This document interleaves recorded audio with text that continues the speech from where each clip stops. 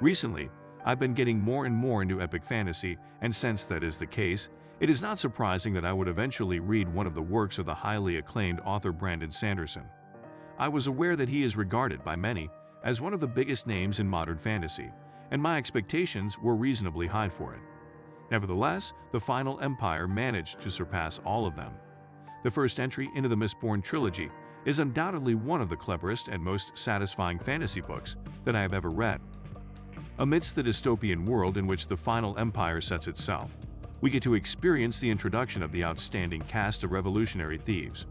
They are solidly built from the get-go, but that is further deepened with the amount of attention put into their development throughout the story. The character development is so subtle and justifiable that I caught myself exiting from the immersive read solely to inwardly praise how well it is conducted by Sanderson. There are clear arcs of progression regarding Vin's psyche and how it affects her interaction with the harsh world around her, as well as the people living in it. The other characters react to the changes in her behavior in a way that makes the story presented feel organic and realistic to an astonishing degree, while distinctively not losing the magical atmosphere of the setting. If you have also read this book, I cannot leave Cosmere unmentioned.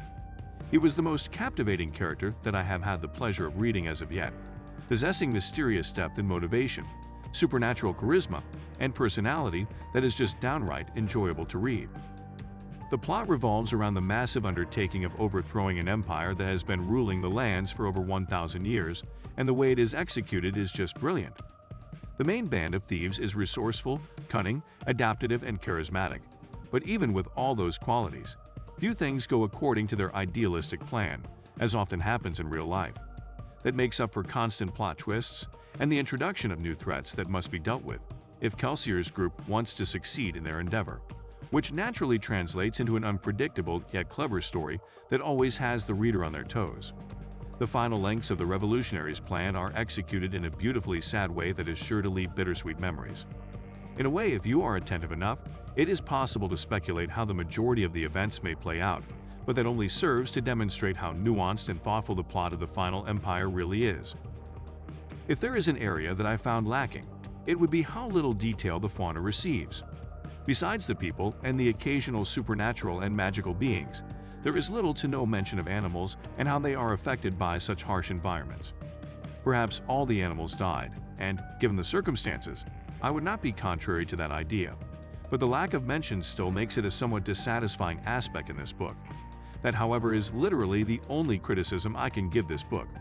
Everything else, plot, characters, prose, world building, is as good as I could expect.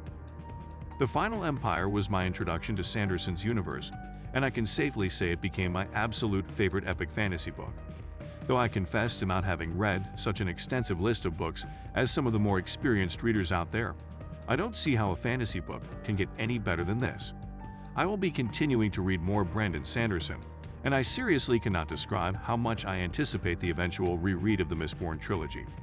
Trying out his other highly regarded series are also things that make me look forward to this year's readings.